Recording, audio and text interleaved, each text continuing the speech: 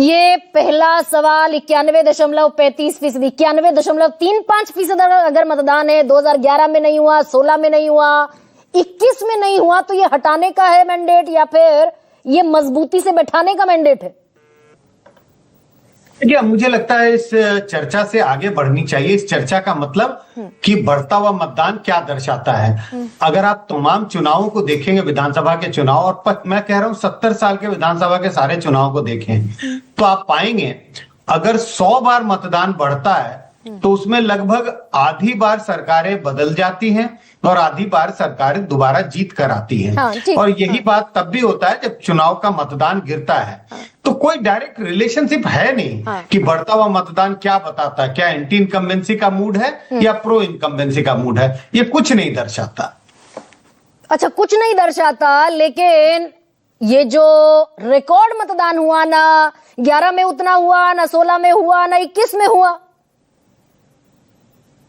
भाई ये संजय जी, भाई ये एनालिसिस इस पर भी होगा कि एसआईआर में वोट कट गए, किन लोगों के ज्यादा वोट कटे, कौन लोग ज्यादा डर के मारे बाहर निकले, या फिर इस बात पर एनालिसिस होगा कि वो जो हिंदू मुसलमान का प्लैंक बीजेपी ने, एक शुभेंदु अधिकारी का बयान भी मैंने सुनाया जिस पर बीजेपी ने चुनाव लड़ा, वो लोग ज्यादा बाहर निकल आए।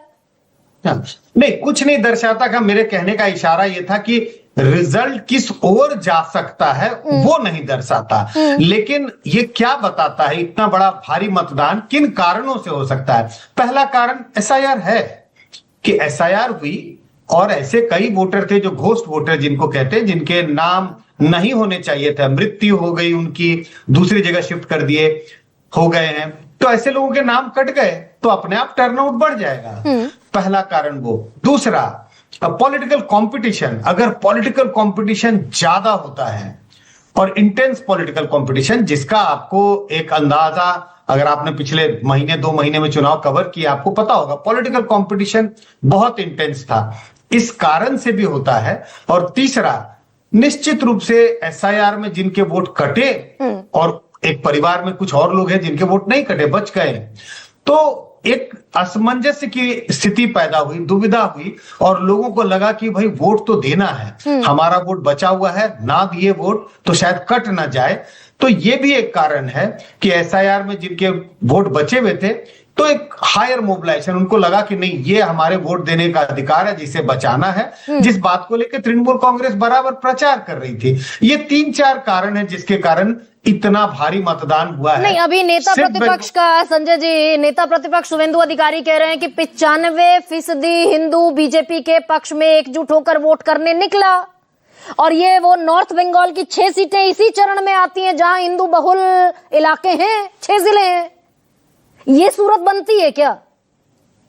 अब शुभेंदु अधिकारी कह रहे हैं, हो सकता है उनके पास कोई प्रमाण होगा, लेकिन इस वक्त मेरे पास तो कोई प्रमाण नहीं है कि मैं कहूं किस कम समुदाय का वोटर सबसे ज्यादा निकलकर वोट किया।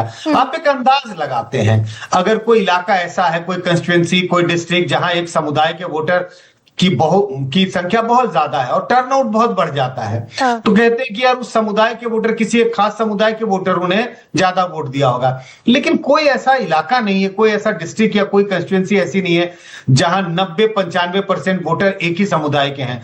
तो एक आप अंदाज लगा सकते हैं, शुभेंदु अधिकारी उसी बात को देख के अंदाज लगा रहे होंगे। कुछ ऐसे इलाके होंगे जहां पर मुस्लिम समुदाय के वोटरों की संख्या कम होगी, हिंदू समुदाय के वोटरों की संख्या बहुत ज्यादा है, और वहां अगर टर्नआउट बढ़ा है। नहीं, मैं तो ये एक सेकेंड, एक संजय जी, ये जलपाईगुड़ी जो सीट है आज जहां मतदान हुआ, 81% हिंदू आबादी है यहाँ, और 12% सिर्फ 12% मुस्लिम आबादी है, तो डिसाइसिव हिंदू है।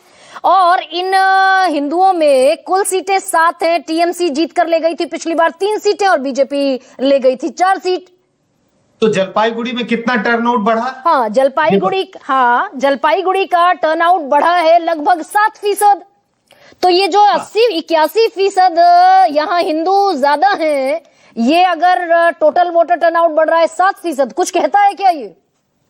देखिए 7% अगर बढ़ा तो एवरेज भी 7% ही बढ़ा है। हाँ। पिछली बार 83% टर्नआउट था इन इलाकों में जहां आज वोट पड़े 152 कंस्टिट्यूंसी में, और अभी जो आंकड़े आ रहे हैं उसके हिसाब से 91% है। तो एवरेज टर्नआउट ही 8% बढ़ा है। और जिन कंस्टिट्यूंसी की या जिन इलाकों की बात हो रही है, जिन डिस्ट्रिक्ट की, जलपाईगुड़ी की, वहां 7% बढ़ा।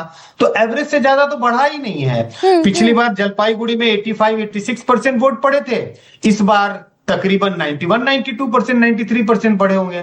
तो समान अगर आप देखें दूसरे जिलों से अगर तुलना करेंगे तो लगभग उतना ही बढ़ रहा है। पर बढ़ रहा है। अच्छा ये संजय जी, मैं जो कह रही हूं कि ये पहला चरण जिसमें बीजेपी फाइट में है, ये तय कर देगा कि किसकी सरकार बनेगी। और 59 सीटें, 76% सीटें बीजेपी ने इन्हीं 152 सीटों में से निकाली थी।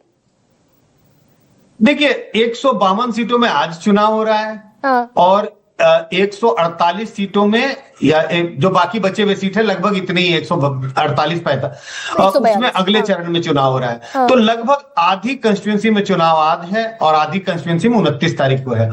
ये कैसे होगा कि आप आधे चुनाव अगर लड़के जीत, मतलब आधी कंस्टिट्यूंसी में अगर आपने बहुत अच्छा किया तो आप सरकार बना लेंगे। लेकिन बीजेपी के बारे में जो कहा जा रहा है, इन 152 कंस्टिट्यूंसी में पिछली बार बीजेपी ने 59 सीटें जीती थी, टोटल 77-59। तो ये इलाका बीजेपी के लिए अच्छे प्रदर्शन करने का है। अगर बीजेपी इन इलाकों में अच्छा प्रदर्शन नहीं करती है तब सरकार बनाने की जो उनकी मंशा है उससे दूर रह जाएंगे। इसी के लिए इस बात की चर्चा हो रही है कि इस इलाके में आज के पोलिंग में बीजेपी के लिए बहुत अच्छा करना जरूरी है। अगर वो सरकार बनाने की स्थिति में दिखाई पड़ते हैं। ठीक, लेकिन अब यहीं पर वो इफ और बट सामने आता है विनोद।